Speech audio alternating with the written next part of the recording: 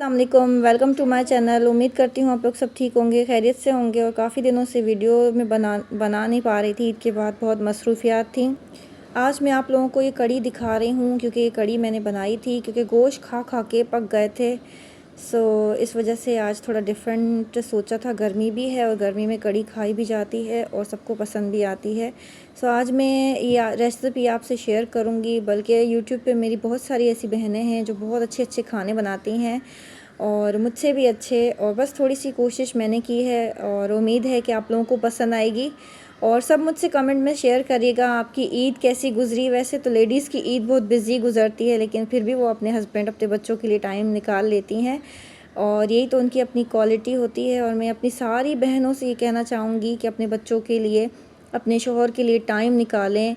और अपने शोहरों को, कोई आजकल देख रहे हैं अफेयर्स वगैरह, ये कैसी कितनी सारी बातें हैं, ये दूसरी शादियाँ, ये वो। और अगर किसी को मेरी बात बुरी लगी तो माफ़ी चाहती हूँ, लेकिन एक अच्छी सलाह मैं आप लोगों को ज़रूर दूँगी। मैं चाहती हूँ कि अपने हस्बैंड्स को टाइम दें और उनको समझें कि वो क्या, किस वक्त क्या चाहते हैं, उनको किस चीज़ की ज़रूरत है। क्योंकि जब आप उनको इग्नोर करेंगी, घर के काम तो होते ही रहेंगे, वो हमारी ज़िम्मेदारी है, वो तो ख़त्म कभी नहीं होंगे। लेकिन कोशिश कर, और जो इम्पॉर्टेंट बात है वो मैं ज़रूर कहूँगी, समझो, अच्छी सलाह जो है वो मैं अपनी बहनों को ज़रूर दूँगी। अपने शोहरों के लिए टाइम निकालें, वो जो चाहते हैं उनकी बात को समझें।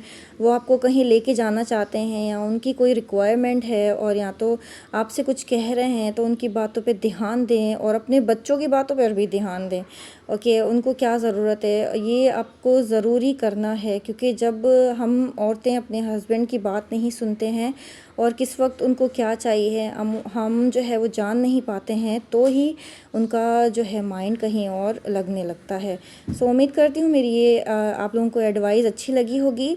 और कमेंट में ज़रूर बताइएगा ईद कैसी गुजरी। और मेरी तो बिज़ी गुजरी और मैं तो अपने घर पर ही थी और बाबा के घर भी नहीं गई, बस फ़ोन कर दिया था। और ईद के 3 दिन में बहुत बिज़ी होती हूँ और ख़ास करके बकरा ईद पर मैं बहुत बिज़ी होती हूँ। और मेरे बेटे क्या अभी बकरा कट गया, मेमे कहता है वो बकरे को, उसका प्यारा मेमे, उसका जो है वो अल्लाह ताला के पास चला गया। वो ये कहता है मेरी मेमे चली गई। अब उसको छोटी सी दूसरी मेमे चाहिए अपने लिए। मेमे मतलब उसका बकरा, उसकी जो है। उसको जानवरों से ना मेरे बेटे को बहुत मोहब्बत है। छोटे बच्चों को शायद होती है मोहब्बत, सारे बच्चे एक जैसे ही होते हैं, माँ बाप के लाडले।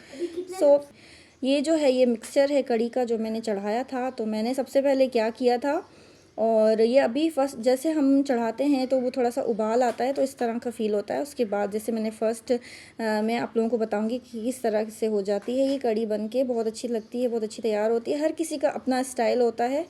मैं आपको बता रही हूँ। तो ये मैंने पहले ही वीडियो बना ली थी और फिर मैंने सोचा कि मैं रिकॉर्डिंग मैंने बाद में की।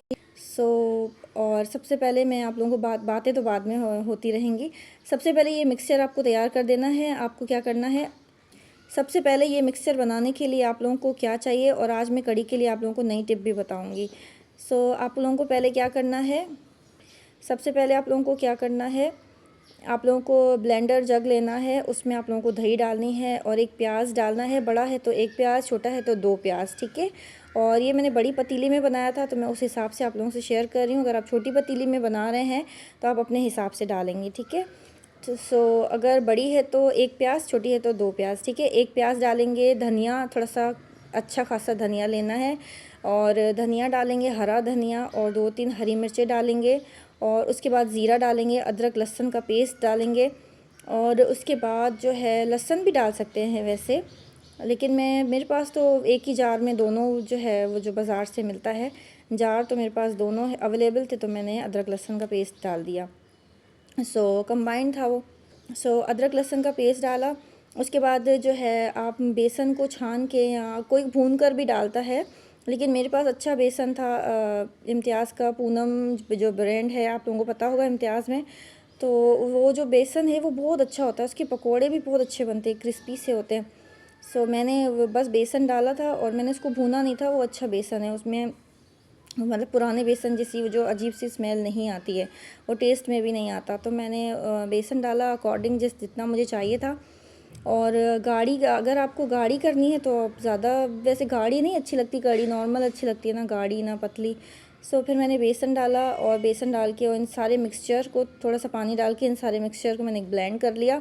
उसके बाद जो है पतीली में मैंने पतीली गरम की, उसमें मैंने तेल वगैरह कुछ नहीं डाला था। मैंने ये बस ये मिक्सचर उसमें डाल दिया था। उसके बाद पानी डाला जितना मुझे चाहिए था, उतना जितनी कंसिस्टेंसी मुझे चाहिए थी उतना मैंने पानी डाला, उसके अकॉर्डिंग, अपनी पतीली के अकॉर्डिंग। और थोड़ा थोड़ा हम लोग, जब इंग्लिश का कोई वर्ड ऐसा होता है जिससे ना जो है ज़बान फिसलती है।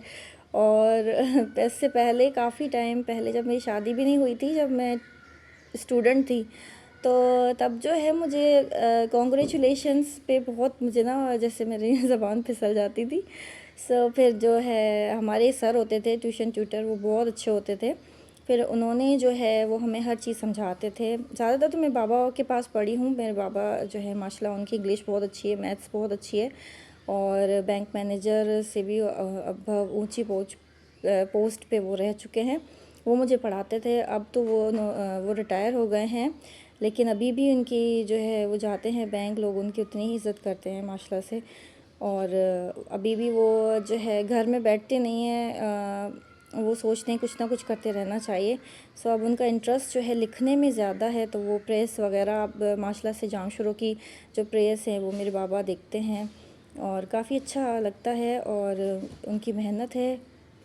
जनरल सेक्रेटरी भी रह चुके हैं वो जामशुरों, और माशाल्लाह अल्लाह उनको और इज़्ज़त से नवाजेगा। और इज़्ज़त के साथ जो है अच्छे पर्सन भी हैं मेरे बाबा, अच्छे इंसान भी हैं, जो अपने मोहल्लेदारों का भी ख्याल रखते हैं, अपने अपने बच्चों को अच्छी सीख दी। अच्छा, मैंने अपने बाबा के लिए वीडियो भी बनाई है, आप लोग ज़रूर वो वीडियो देखिएगा। बात करते हैं कड़ी की। मैं तो कहीं कहाँ की कहाँ निकल गई।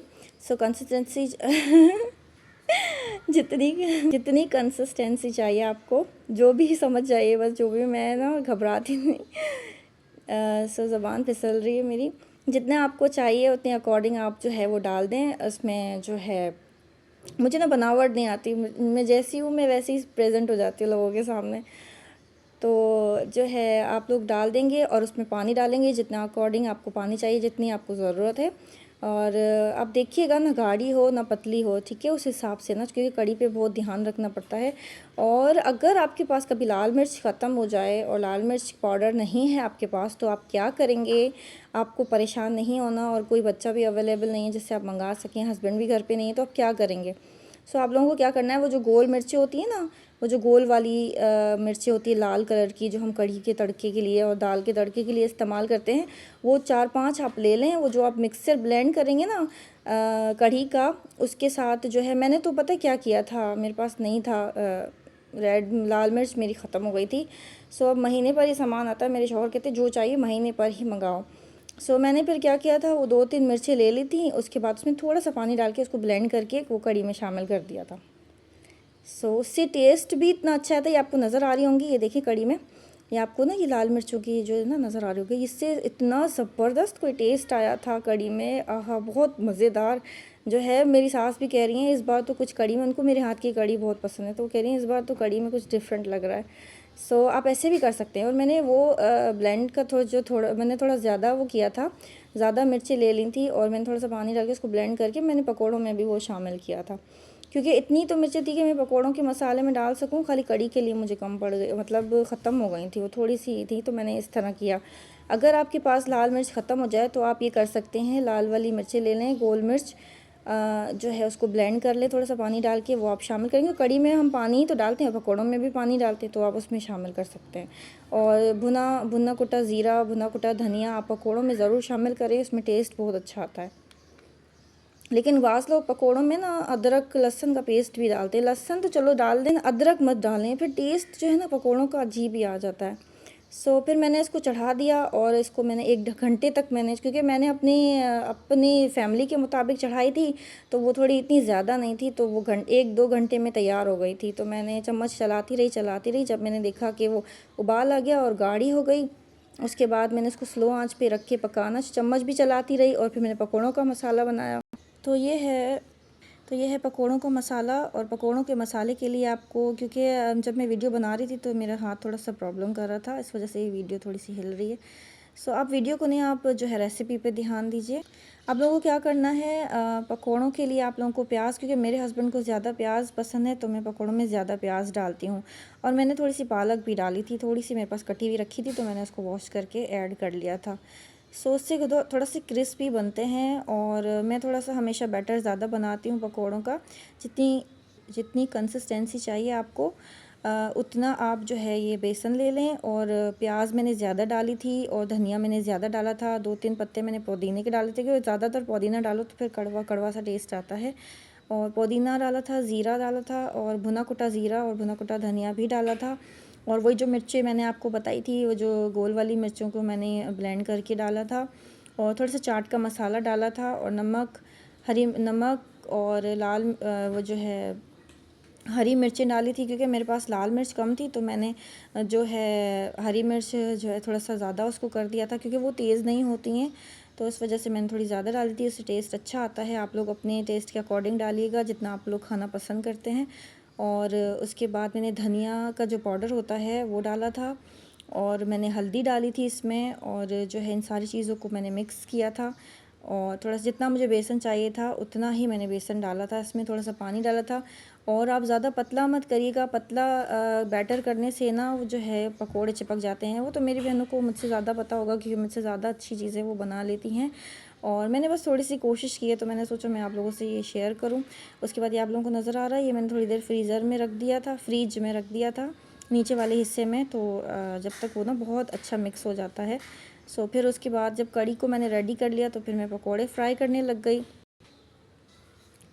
पकोड़े फ्राई करती गई, और पकोड़े थोड़े से मैंने रखे भी थे ना, जो कड़ी के पकोड़े थे वो तो मैंने कड़ी में ऐड कर लिए थे। और मैंने कुछ एक्स्ट्रा भी पकोड़े बनाए थे, क्योंकि कड़ी के जो पकोड़े होते हैं ना वो थोड़े से नरम हो जाते हैं तो काफ़ी लोगों को मज़ा नहीं आता खाने में। सो काफ़ी लोगों को जो है वो मज़ा नहीं आता। सो उसके बाद मैंने एक्स्ट्रा पकोड़े भी रखे थे, क्योंकि मैं दस्तरखान पे एक्स्ट्रा पकोड़े भी रखती हूँ जो क्रिस्पी से होते हैं। सो अगर किसी को नरम पकोड़े पसंद नहीं है तो उसमें से, क्योंकि मेरे शौहर क्रिस्पी पकोड़े ज़्यादा पसंद करते हैं, कड़ी हो या कुछ भी हो। और बाज़ लोग जो हैं वो हमारे बड़े बूढ़े नरम पसंद करते हैं। सो इस वजह से तो आप लोग भी ऐसे करिएगा अगर आप लोगों को सही लगता है। और उसके बाद जो है मैंने प्याज काटा बहुत सारा, और ये गोल मिर्चें जो हैं लाल वाली ये थी। और इसको जो है मैंने ज़ीरा था और अच्छे से कड़ी पत्ते थे, और मैंने कड़ी पत्ते के बगैर तो जो है मज़ा नहीं आता। फिर मैंने जो है, मैं कड़ी में कोई टाटरी कोई हार्मफुल, मैं अपने खाने में कोई हार्मफुल चीज़ें जो है ना ऐड नहीं करती जिससे नुकसान हो। सो मैंने कड़ी पत्ते डाले, और उसके बाद मैंने ये भगार तैयार करके और ये भगार लगा दिया था। और उसके बाद मैंने 2 लेमन काटे थे। अगर खट्टा ज़्यादा पसंद करते हैं तो आप 1 लेमन डालें, 2 डालें। अगर 1 पसंद करते हैं, अगर खट्टा कम पसंद करते हैं तो 1 लेमन डालें। तो मैं लेमन डालती हूँ, मैं टाटरी वगैरह ऐसी कोई चीज़ नहीं डालती। और उसके बाद जो है मैंने लेमन को स्क्वीज़ करके डाल दिया था। और लेमन के बीज ज़रूर हटाया करें, क्योंकि लेमन का एक भी बीज अगर हमारे पेट में चला गया तो हमें अपेंडिक्स की जो है प्रॉब्लम स्टार्ट हो जाएगी और दर्द शुरू हो जाएगा अपेंडिक्स का। सो उसके बाद कड़ी बहुत ही मज़ेदार बनेगी। आप लोग उसके बाद जो है लेमन, अगर लेमन डाल देंगे, लेमन स्क्वीज़ कर देंगे, उसके बाद आप उसको चम्मच चलाना, और चम्मच चला के उसके बाद जो है आप लोग सर्व करिएगा। बहुत अच्छी बनती है। और चावल, अगर चावल से खाते हैं तो चावल से खाएं, अगर रोटी से खाते हैं तो रोटी से भी खा सकते हैं। और बहुत अच्छी मज़ेदार कड़ी बनती है। और उम्मीद करती हूँ आप लोगों को मेरी वीडियो अच्छी लगी होगी। और लाइक शेयर सब्सक्राइब ज़रूर करिएगा। काफ़ी जो हैं मेरे बहन भाई जो हैं वो मुझे लाइक नहीं करते, सब्सक्राइब भी किया है, थैंक यू आप लोगों का बहुत बहुत। लेकिन लाइक भी करें ना, शेयर भी करें प्लीज़, अपनी बहन के साथ रहें। और बहुत बहुत शुक्रिया, थैंक यू, अल्लाह हाफ़िज़।